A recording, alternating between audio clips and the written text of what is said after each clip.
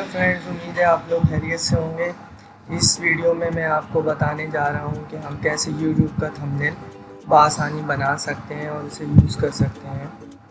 तो मैंने अपना एक फेसबुक डिज़ाइन किया था, अब मैं उसकी वीडियो अपलोड करने वाला हूं। तो मैं उसी के हवाले से, उस वीडियो के हवाले से मैं उसका थंबनेल डिज़ाइन करूँगा। तो चलते हैं अपनी वेबसाइट की तरफ।